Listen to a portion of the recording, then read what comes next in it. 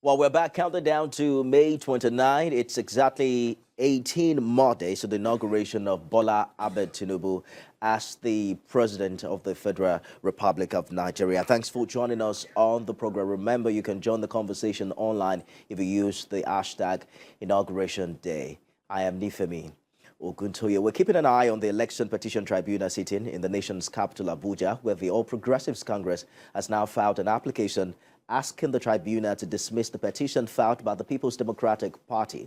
Counsel to the APC, Charles Dosonwa, told the tribunal the party has filed and served two applications on the petitioners, that's PDP and Atiku. The application is seeking to dismiss the petition filed by the PDP and also strike out PDP's reply to the APC's preliminary objection. At today's proceedings, counsel to the PDP, Chris Uche, confirmed that parties have met and indeed harmonized the vital areas of the pre-hearing session. Celestina Area has details in this report. At today's proceedings, counsel to the PDP, Chris Uche, Senior Advocate of Nigeria, confirmed that parties have met and harmonized the vital areas of the pre-hearing session. He noted that parties have agreed to set up a team to go through the various documents to eliminate objections while tendering documents from the bar. The PDP has served parties with the issues for trial, which is subject to the modification by the tribunal. The PDP noted that it has one pending motion which the respondents are yet to reply to. Parties have agreed to file responses to all motions and resume the pre-hearing session by 18th May. Counsel to INEC confirmed the submission by the counsel to the petitioner, but noted it had filed an application seeking to strike out certain paragraphs in the PDP's petition. This resolution was also confirmed by counsel to the president-elect and the APC. The tribunal subsequently adjourned to 18th May for further pre-hearing. Then thirdly, which comes to this issue of the motions, you could see that we served the other parties the motion for the televising of the proceedings. They explained here that they are still in the process of filing their replies. Therefore, we could not proceed without their input. So we don't want to anticipate their response. That's why the matter and this motion and other motions have all been adjourned to Thursday next week. The tribunal also adjourned to 18th May for further pre-hearing on the petition filed by the Allied People's Movement after counsel to the APM confirmed that he has filed his issues for determination before the tribunal and also in receipt of issues formulated by the respondents.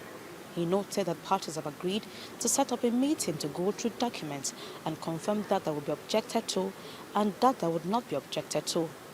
However, counsel to the APC says he wasn't party to any meeting held by the petitioner, but he would work with the date for adjournment given by the petitioner, being 18th May. He noted that the APC has filed a preliminary objection to the petition filed by the APM, but will raise that objection during the trial. Chairman of the panel, Justice Haruna Samani, urged parties to stick to the content of the agreement to ensure seamless flow of proceedings at the next adjourned dates. Celestina Iria, TVC News, Abuja. Let's return now to our coverage of happenings within the APC ahead the inauguration of the 10th National Assembly. The Special Assistant to Speaker of the House of Representatives, Kehinde Oladega, is here with me in the studio to take a look at APC's zoning arrangement. But that will be after this break. Stay with us.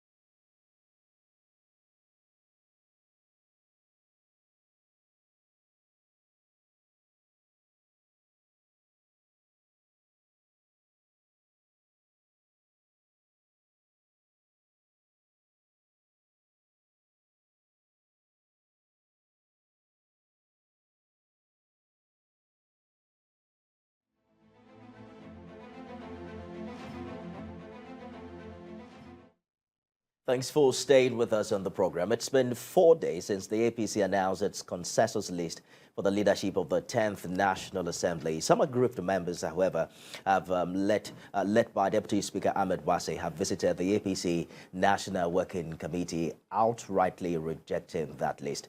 Abdullah Lawal has been following that story. She has more updates in this report.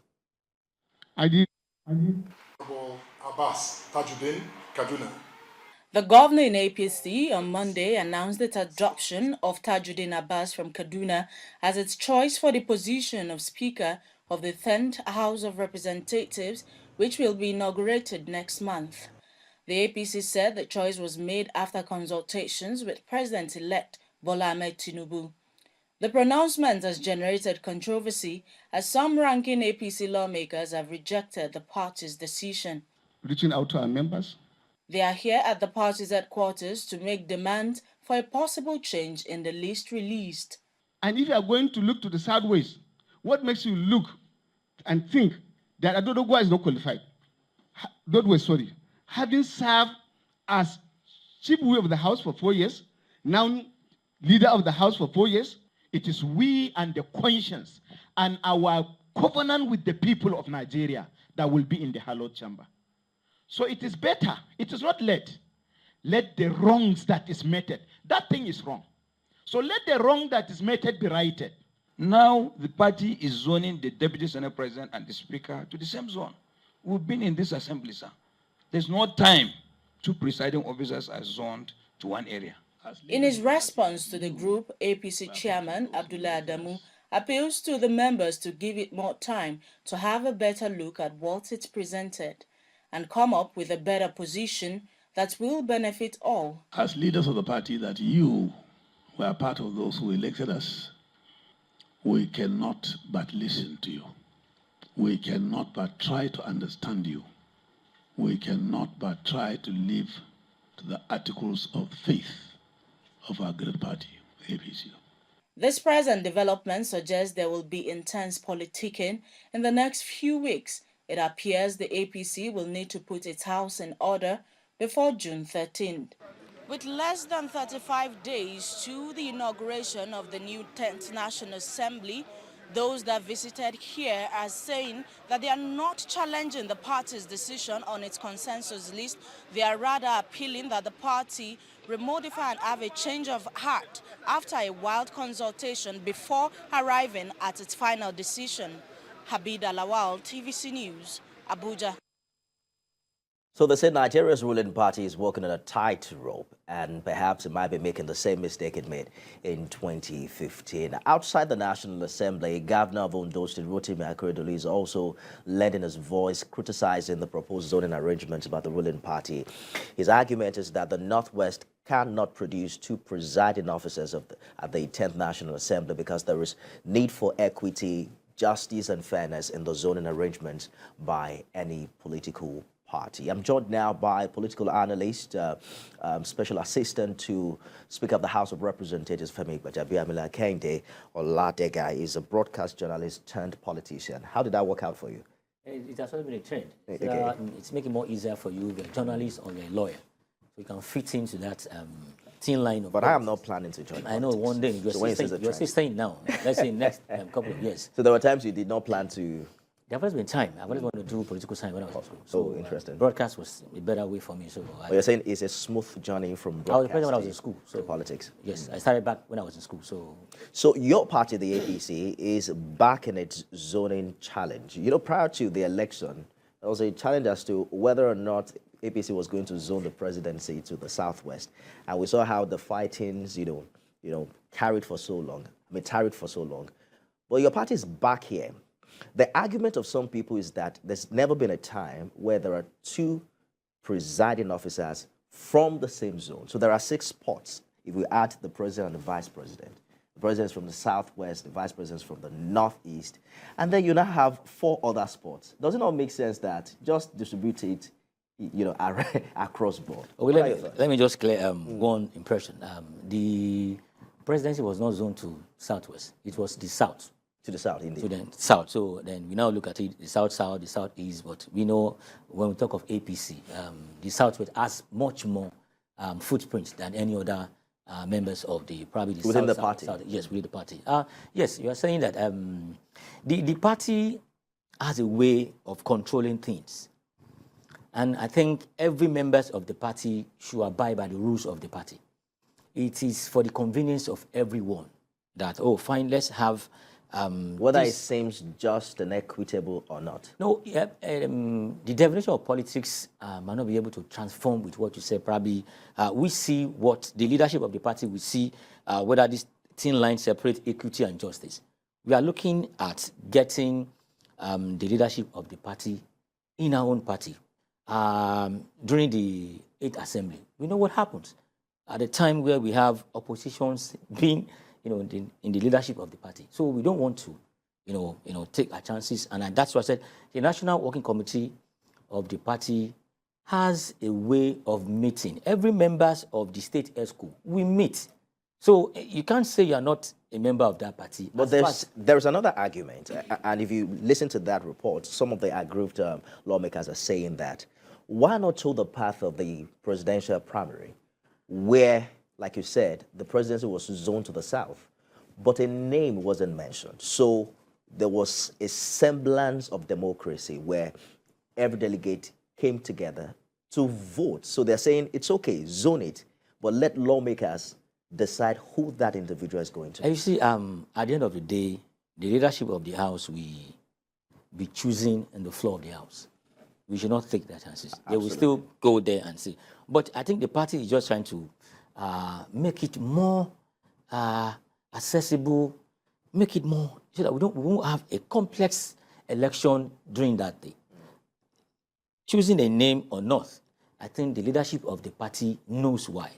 They know the best for the party. Because at the end of the day, we want to have a smooth working partners with Mr. President. But talk to me, as a party member, are you concerned about the opposition? Because there are some who are saying, see, Tajuddin Abbas is not competent.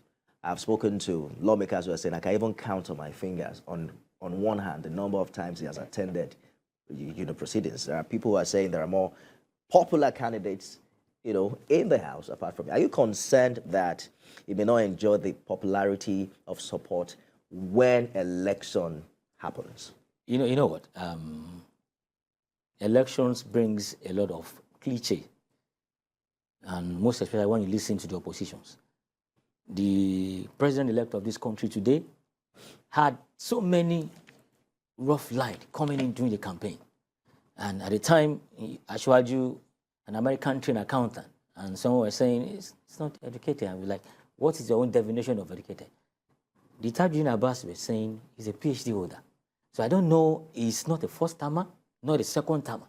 He has been involved. In fact, I was listening to one of the members says that he has some of the highest bill sponsors in the House. So at what level? What's the definition of saying he's not competent?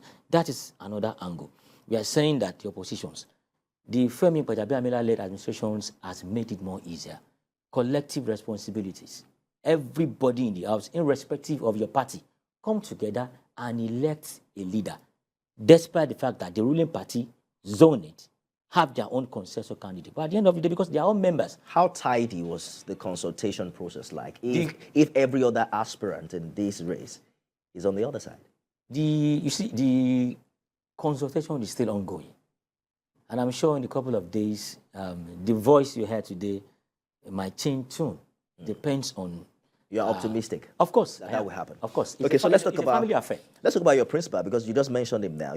Some reports have it that Tajuddin Abbas is Gbajabiamila's preferred candidate. That's an open secret, right? No, let me say this. Tajuddin Abbas is the candidate of the party. Gbajabiamila is a member of the party. Gbajabiamila will never go astray. You're saying that as Speaker of the House, he did not have a say in the decision of the party? The National Working Committee of the party pronounced the consensus candidate, not the leadership of the House. So at the end of the day, it is still the House. The party is a larger House, where irrespective of who you be, probably the president, we are all members of the party. So I may not agree with that. The National Working Committee of the party came out with a consensus candidate. And I'm sure my boss that we know we never go, contrary to what the party will vote. Because what we're hearing from the other side is that we are going to reject the imposition of a candidate by the speaker. Yes, the word by the speaker. Yes. The last time I checked, I never saw my boss coming out to pronounce anybody as a preferred candidate or probably the consensus. What we had was that the National Work Committee of the party came out, and I said it, the National Work Committee of the party, because every state has a representative in the larger ESCO. So there's no way. It's either your state ESCO, either is the welfare, like in Lagos is the youth. So everybody is there. It is a collective responsibility, collective decision of the party at the larger forum that pronounced the consensus candidate of the party. The challenge this time is that the APC doesn't have the statutory 182 seats needed to determine who the next speaker is going to be. So it is forced now to work with opposition that even has a larger number. How do you see that play out, given the fact that your party is not even united behind its chosen candidate? You see, the National Assembly, let me limit my scope to the Green Chamber now. And I know what is obtainable in the Green Chamber is also obtainable at the Red Chamber. It is not the house of the APC. It is the Nigerian Senate, the Nigerian House of Representatives. Exactly why the lawmakers are saying, let us vote. And that is why impose someone on us? You see, for every candidate you see, now, either you are a consensus, either you don't ally, or you are still trying to lobby and bring in others from the oppositions. And I'm sure the Tajuddin Abbas will not rely solely on the pronouncement of the party. They will also, he has been in the house for a very long time. He has friends too. He has friends in the house. Friends as a first-timer, second-timer, third-timer. So he has friends in the house. And I'm sure he will also be bringing other people from the oppositions to his own camp. So let's explore some other allegations against your principal. They are saying that there are even threats of impeachment, that he was alleged to have falsified the clause on the procedure of electing the speaker. According to this allegation, there's a doctored document provided by the House presiding officers that the House presiding officers will now be elected by an open ballot system, as against the existing rule of. I think that that question will be best answered by the spokesperson of the House of Representatives, because it has to do with the House. You are not aware that has Of course, I'm not aware. Okay. It has to do with the integrity of the House. So I think he should be in the best. Well, will you be surprised to see the 10th Assembly, voting using an open ballot system as against what the tradition has been? I think the House has its own rules, and you cannot operate anything outside the rules of the House. And I'm sure if there are precedents before now, and I guess the leadership of the House knows best. They know what is obtainable. They know what is right within the conduct of the party and also with the constitution of Nigeria. And I'm sure the House will always abide by that. So some names have been put out there for the office of the Chief of Staff, because everyone is, contemplating on Buhari, waited for 6 months before bringing out a list of his ministers. So many people are hoping that Ashwadi will do better this time, given the time he has. I mean, the privilege of hindsight, seeing how it played out 7 years ago. And, some have even mentioned your principal's name, that is already functioning in that role. What can you tell us? This is what I'm going to say. The office of the Chief of Staff, only one person can pronounce it, and he's the president. The president-elect. So the president-elect. So I think we should give that, let's give that responsibility. You have no information whether it's been considered for the role? I don't have it. There are so many information on ground, especially when you read on social media. There are so many names coming up and all that. The last time I checked, my boss is still the Speaker of the Federal House of Representatives. For me, the president-elect knows who is going to function well in that office. So whoever he chooses. The implication of choosing a sitting lawmaker would mean that the seat will be declared vacant. And, is your party concerned? I mean, but personally, are you concerned, seeing how election went in Surulere, the possibility of APC losing? We can't lose in Surulere. We can't lose. We are, in the last 20 years, we have never lost that seat in Surulere. In fact, in the last election, we got back the constituency too. Rebulario Kola and got back his mandate. You sound very confident, because if we had this conversation before election, you would have, also said that APC could have lost in Lagos. Yes. In the presidential Oh, election. in the presidential, so many things play off. So many things play off. Let me tell you, in my own word, I'm from Agboyi in Koshofe. We recorded 1,148 for Alhaji Bola Tinubu. Labour Party had 22. PDP had 52. That is in my own word. In my own unit, you could see how it went. So many factors came in, religious, ethnicity, and all that. But because the election was extremely free and fair, it was the best election we ever had. We had new turnout voters who have never voted. And we know the spring of the younger generation came out and have their votes. And at the end of the day, they won the election. Labour Party won. But we know what happens 18 days after. Lagos got back the state for the governor. It is the reality of election that places so much burden on winners of this election to prioritize unity, seeing how divided Nigerians have been through the polls. So the expectation is high that your party, for instance, will show a semblance of fairness in how it distributes this thing. But let's talk about how zoning arrangement has torn the PDP apart prior to this election. The bigger you become, the more possibility of being torn apart if you don't agree on things like this.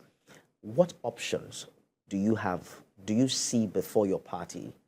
Because this is not only an opposition from lawmakers. You read Ondo State Governor's letter, talking about what happened to North Central. They gave the second highest votes to the APC in the last election.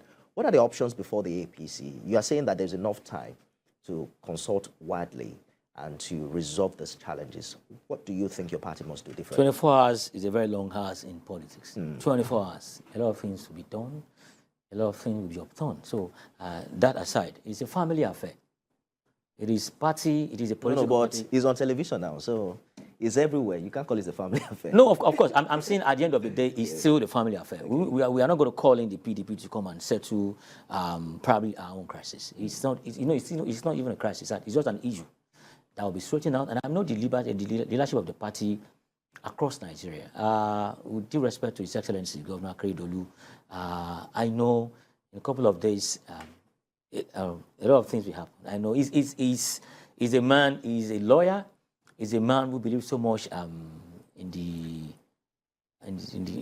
democracy that we have today. He participated, he fought for it, he knows what is obtainable. And I'm sure things will be done. The leadership of the party will address that. And this current dispensation, the vice president of the country is from the southwest, the speaker is from the southwest. So it happens that way too. I'm wondering, how did you think that played out in 2019? Did it matter this much? Of course. You see, we tend to take something away that at the end of the day, we are talking about the majority. It is the ruling party, APC, the ruling party.